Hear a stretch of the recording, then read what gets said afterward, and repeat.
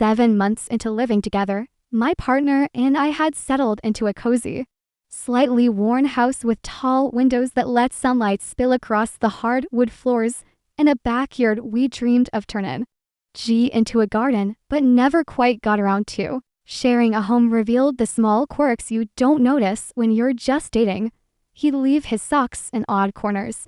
I'd obsessively reorganize the spice rack. Still, we'd found a rhythm that felt warm, steady, and real. That Saturday, he was stuck at the hospital for a long shift. The house felt too quiet, too empty, so I texted my friends, "Come over, it's too lonely here." Soon, the living room buzzed with laughter, clinking glasses, and the kind of easy connection that comes from years of shared secrets. We swapped stories about work, family dramas, and old flames.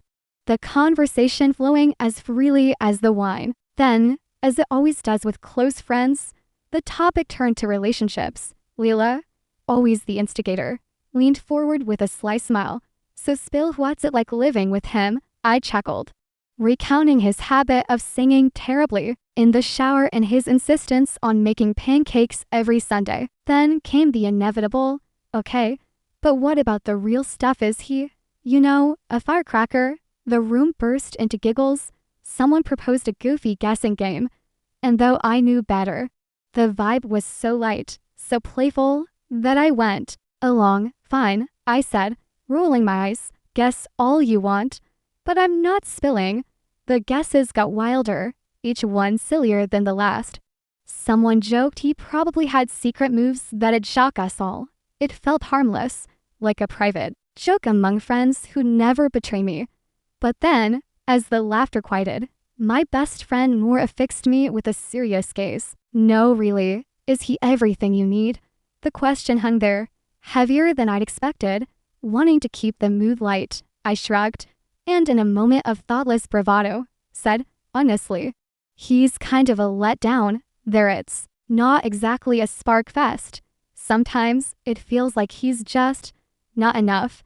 The room erupted in laughter, and I joined in, but a pang of guilt twisted in my gut. What I didn't hear was the soft click of the front door. His shift had ended early, and he'd come home, arms laden with grocery bags. The laughter was still echoing when he stepped into the room, freezing as his eyes met mine. His face shifted shock, then pain, then a mask I couldn't read. The room went silent, my friends staring at their drinks, the table, anywhere but him. He didn't say a word. He set the bags down with a careful precision that made my stomach lurch. This silence was crushing. My heart beat, deafening. I tried to speak, to explain, to apologize, but my voice failed me. He turned and walked out the door, slamming it behind him.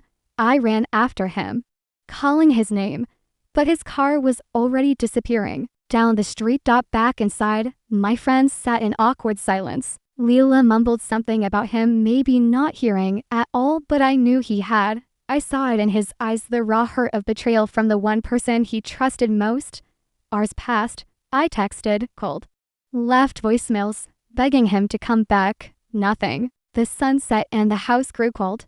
My friends trickled out, offering empty reassurances, but their words couldn't touch the dread settling in my chest. I sat up past midnight, alone in the dark, replaying every careless word. I thought of the quiet ways he showed his love, leaving the porch light on when I was out late, slipping a warm mug into my hands on slow mornings, holding me through nightmares.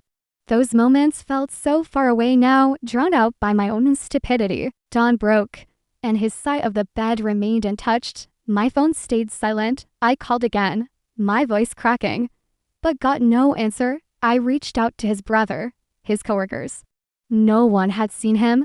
Days dragged on, and the house felt hollow. His jacket still hung by the door. His books lined the shelves, but he was gone. I realized how much I'd taken for granted: his steady warmth, his quiet strength, the way he made me feel like I was his everything. Had I ever made him feel that way? The question gnawed at me. A week later, a text arrived. Just 3 words. "I need space." No warmth, no promise, just emptiness. I spent days unraveling, talking to friends, my mom, anyone who'd listen searching for absolution. But I knew this was mine to bear.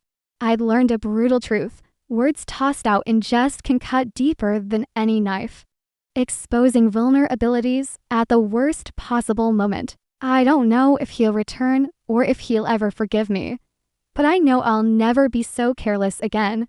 To anyone reading this, think twice before you joke. Treasure the ones you love and protect their trust like it's your most precious possession, because one fleeting moment of recklessness can break everything, leaving you with nothing but regret and the faint hope of redemption.